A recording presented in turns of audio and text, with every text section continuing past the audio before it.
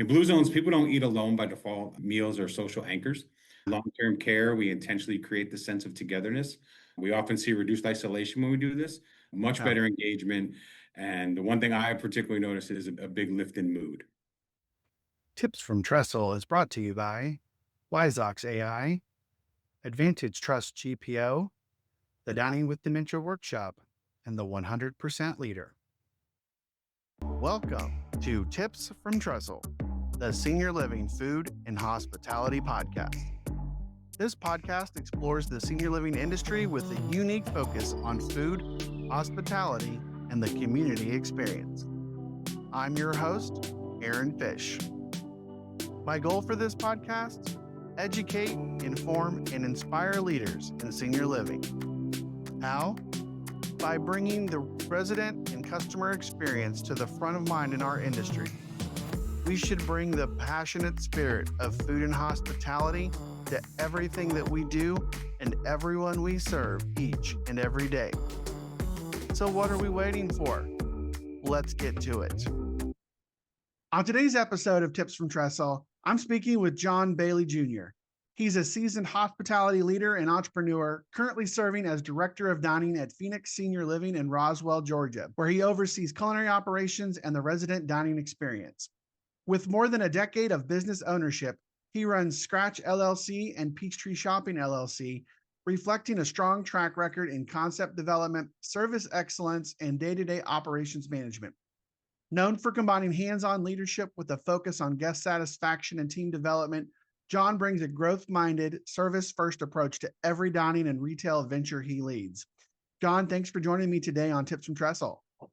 My pleasure, and thanks for having me. Yeah, I'm looking forward to our conversation about Blue Zones and the Blue Zone concept and how you are using it in senior living and the operations you oversee.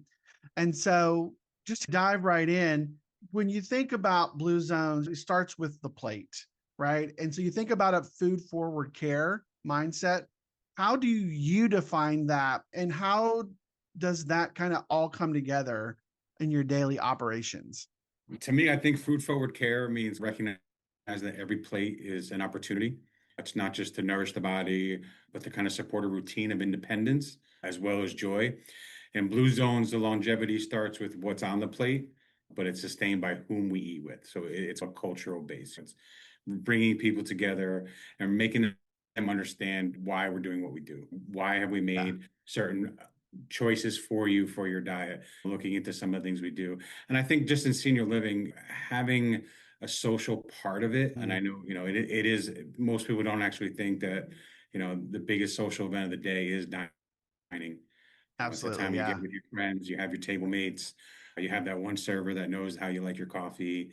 It's about bringing it all together. Maybe not forwarding onto them like, hey, we're going to change your menu, we're going to change your diet, but bringing something new that maybe the table can talk about, having the chef come out and be like, hey, this is what we're doing. We're going to try something new today. There's something new on your plate that you may never have heard of. And I want to explain a little bit about what it is, what it tastes like, and why we chose it. And then we can take a step back and say, hey, give us your feedback. What you think about today? Yeah. I think that social aspect is everybody knows it, right? Like feel that's the case, but the socialization piece, that's dining is that, right? You Yeah. can maybe go to an activity, maybe you're going to a card game or meeting up with friends, but at least 2 or 3 times a day, you're in that dining room and that's where it happens. And one thing I wanted to focus in on was you mentioned the menu and how you look at that and how you're trying new things. And so from a practical perspective, what does a Blue Zone inspired menu look like in a senior living community, maybe over the course of a week as you Sure. look at planning? In practice, a Blue Zone inspired menu doesn't look extreme. It doesn't look unfamiliar. It looks balanced. It looks flexible. It looks like intentional that we tried to do what we were trying to do. Over the course of a normal week, you could see some plant forward meals appearing daily, but not exclusively. Beans, vegetables, whole grains, healthy fats show up a little bit more consistently, while animal proteins play more of a supporting role rather than being the center of every plate. For example, breakfast might include oatmeal with fruit and nuts alongside eggs, not instead of them. Lunch could feature lentil soup or a Mediterranean grain bowl, one of my favorites, by the way. Next to a classic sandwich options, dinners may rotate between fish, poultry, a few meatless entrees with red meat appearing sparingly. Mm. Even with the cost of meat going up, that's also a great option. Yeah. I think the key is consistency over perfection. You don't have to change everything at once. You build healthier patterns across the week, showing them new things, getting them more excited about it, having them come back and say, hey, that fish we had on Tuesday was fantastic. We've never had that before. Or, hey, maybe we rotate cod on our cycle 3 or 4 times, but we change the topping on it a little bit. We do more of a Greek style, or we add Yeah. more salsa to it. Not only enhances the flavors, now you're adding what we're trying to do, give you those healthier options. Yeah, I think about building those like core items of the proteins or where you're getting your protein or those side items, and then having some freedom, like you mentioned, to adjust like the flavor profiles. Because I think a lot of times people think healthy and they get stuck in this like we're very limited and there's not a lot we can do. And it's really more about the creativity and how you build on top of that. I think it makes sense that way. Yeah, I think we have this almost stigma in senior living that it's got to be one way. It's got to be Mm. Yeah. it's a protein, it's a starch, it's a vegetable, it's a soup or a salad. The soup is made from something we may have had 2 or 3 days ago. Doesn't always have to be there's so much data out there, and with the internet and chat GPT and all this other stuff, Yeah. there's such you can go down rabbit holes. When I got interested in the blue zone and the Mediterranean diet, I did it myself. I was like, I've got to try this. This looks great. I have an 11-year-old daughter, my 3 kids, who when they decided she wanted to be a vegetarian, thanks to Billie Eilish. So I had to start cooking vegetarian. We did an entire week of Blue Zone at my house, and my family's going to eat what I cook, but they loved it. It wasn't like, oh my God, Daddy didn't make chicken fingers today. We'll have that for lunch one day. I didn't take it away. Yeah. I just started adding more things, and you can see as you notice your children just a little bit more lively and feeling better and sleeping better at times. It was pretty intriguing to watch, to be honest with you. I was like, well, we haven't changed anything. We just changed the food. Yeah. And most kids are sticklers, chicken fingers. My kids love certain things. Yeah. And like we talked about just a few seconds ago, it's just how we change that a little bit, put a little something different to it. Let's try something different. When we talked about Scratch LLC, that is my kids, they wanted to learn how to cook. So I involved them. Hey, what do you want to see on this? Hey, Daddy, can we try this spice? It sounds weird. What is a baccarat spice? So let's try it Yeah. on here, see how it goes. Yeah. No, I think that fits so well into this kind of mindset I think we think about with seniors, where a lot of our residents really truly grew up with this meat and potatoes comfort food mindset, right? And so when you think about trying to meet them and honor that nostalgia around food, how do you do that while still trying to say, hey, try this plant centered item, or maybe this blue zone style meal is a good fit into that rotation? How do you do that? I think the first step is respect. Food is memory, food is culture, food is comfort, of course, especially for our older adults. If you Mm. just dismiss meat and potato meals, you're definitely dismissing people's lived experiences. It's what Yeah. they grew up on. I just had a conversation with somebody today with this upcoming storm, and I keep hearing the term probably more this week than I've heard in a long time, something that sticks to my bones. Yeah. But in senior living, we don't replace the nostalgia. We want to build on it. We Yeah. keep the familiar structure of the plate. We try to gently rebalance what's on it. The meat might become a smaller portion, while vegetable beans, more grains take a little bit of a bigger role. I think a great example is using familiar dishes as a gateway. Instead of eliminating meatloaf, maybe we serve it alongside lentils, maybe some Mm. roasted Yeah. vegetables, a hearty bean-based soup. Instead of mashed potatoes every night, we rotate in some sweet potatoes, some farro. Again, one item maybe they don't know about that we can talk about and get excited, get our servers excited about it, or seasoned vegetables. It still feels comforting.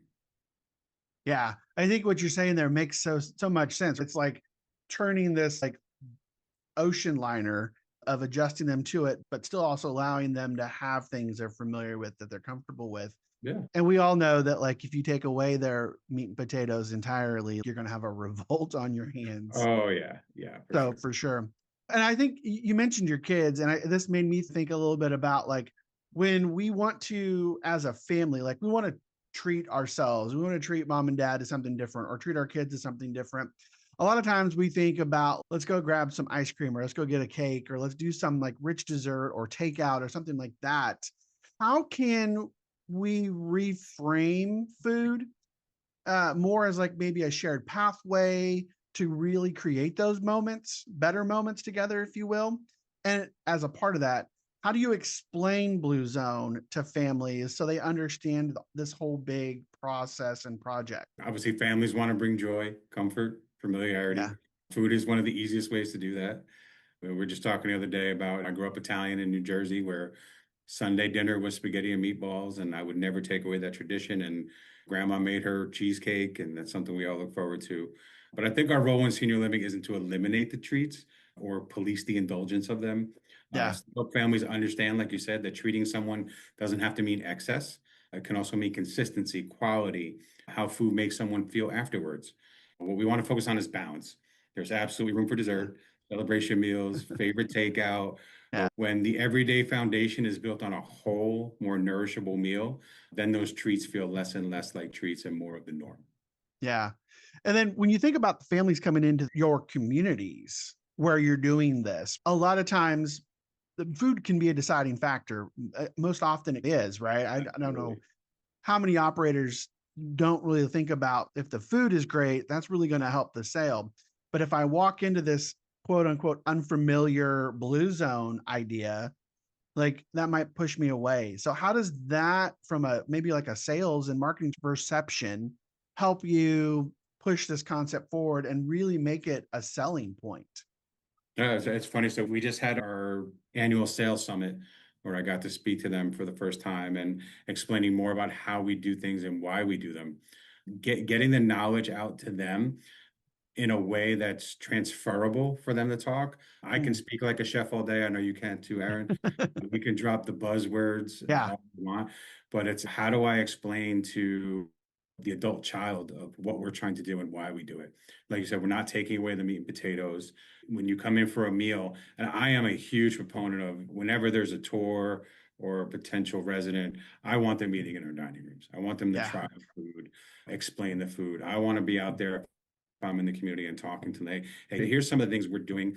And then I probe a little bit too. What does your ideal meal look like? Do you like a faster pace? If what's your favorite restaurant? And if you ask a little bit of those probing questions, you have a gateway in. If you Mm. have somebody that's, well, I really enjoyed back in the day when Ruby Tuesdays did a salad bar. I'm more of a vegetable forward, or hey, I'm really a Chick-fil-A person. That gives us a way to explain what we do and why. And Mm. having those salespeople at least be armed with the knowledge of, hey, our chefs really put a lot of thought into this. Not only are they dietitian certified, which is a state requirement, they are certified through our corporate chef as well. We go through our corporate chef sends down different information.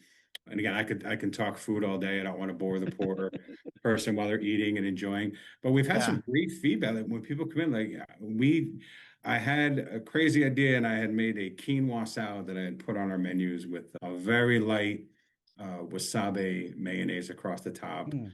Yeah. Um, and I put in a little pyramid and it went crazy. People were loving it.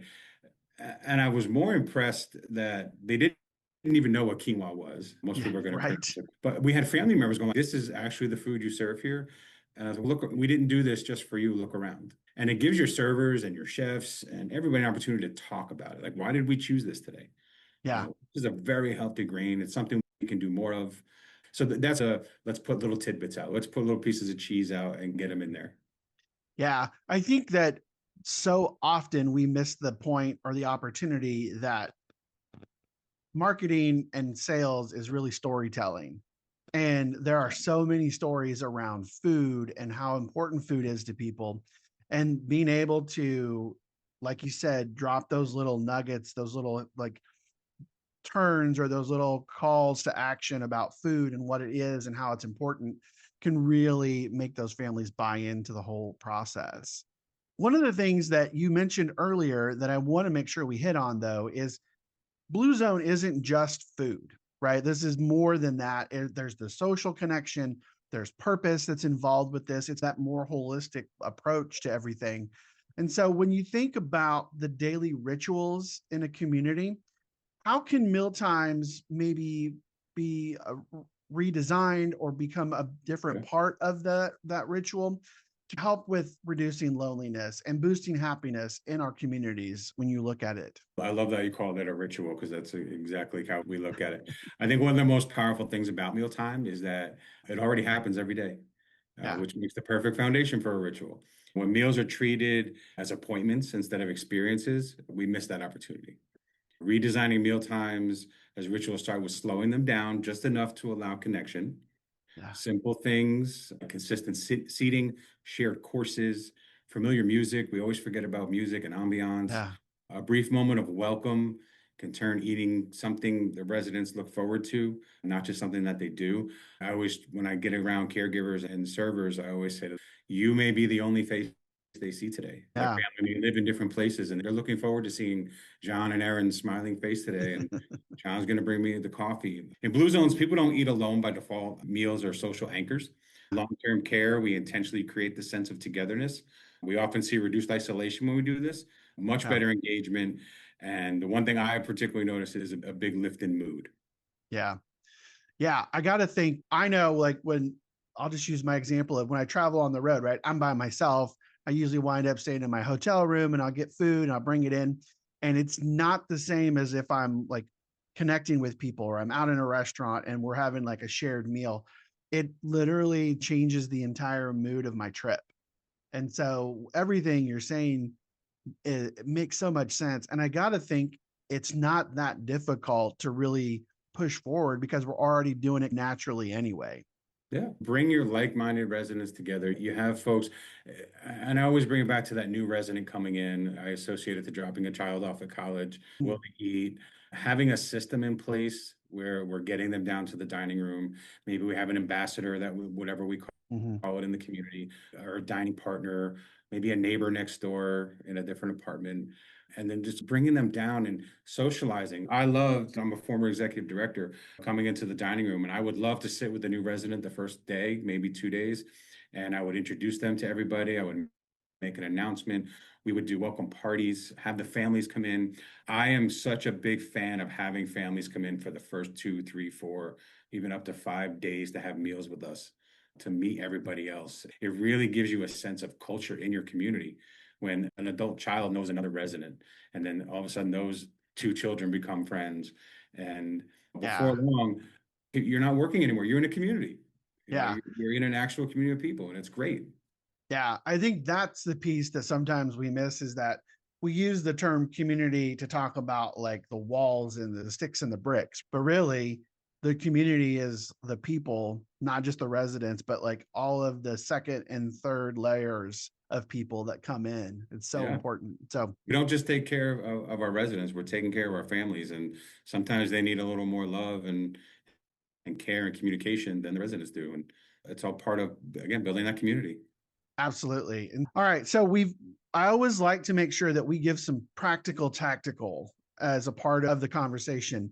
And so if somebody is listening to this podcast as an operator or in a community and they say, I want to start doing this like next week, like I want to get on top of this, what would be, let's say, three small kind of concrete changes to the menus or to their dining routines that they can realistically put in place to move them towards more of a blue zone outcome?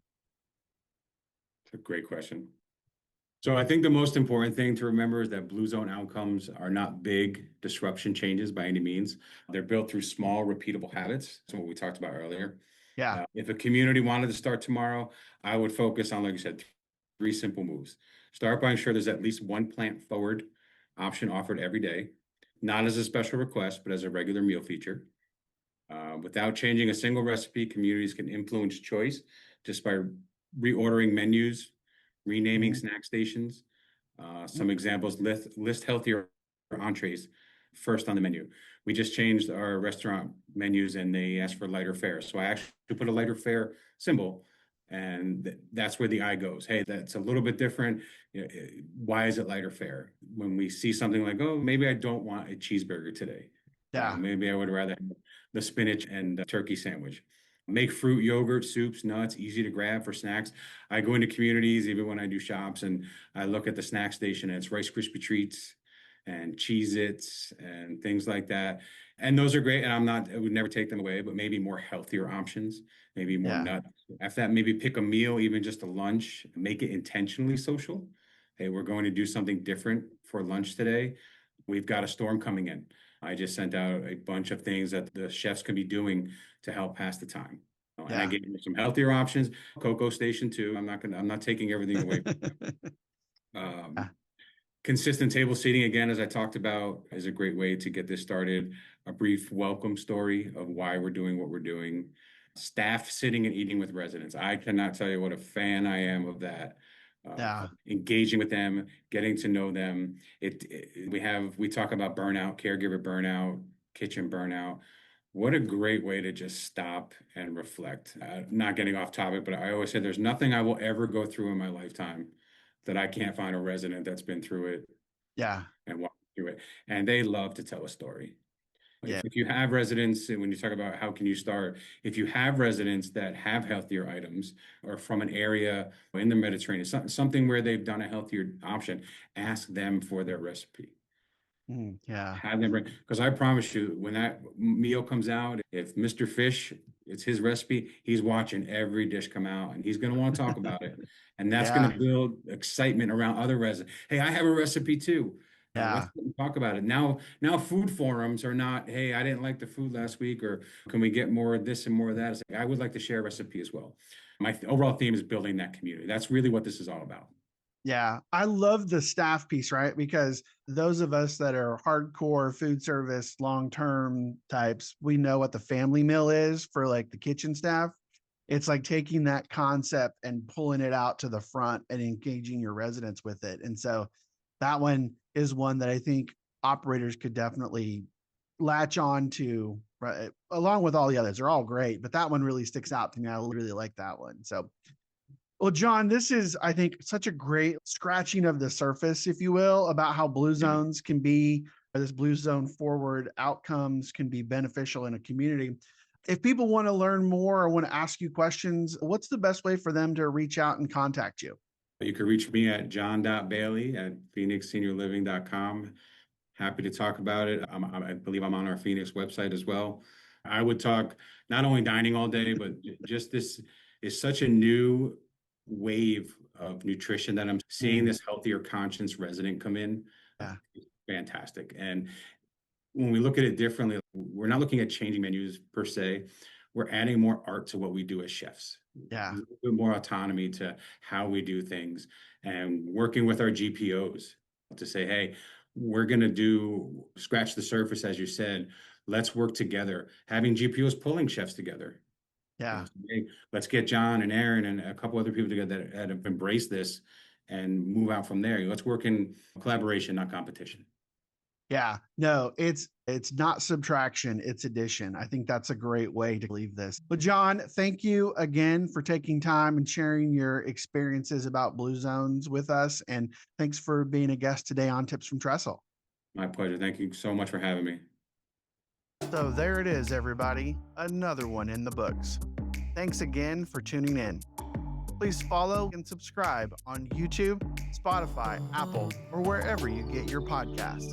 And be sure to follow us on social media at Tips from Trestle. You can also learn more about the work I do by following me on LinkedIn, Twitter, Instagram, and even TikTok. And be sure to check out Trestle Hospitality Concepts at www.trestlehospitalityconcepts.com. I'm your host, Aaron Fish, and this has been another episode of Tips from Trestle.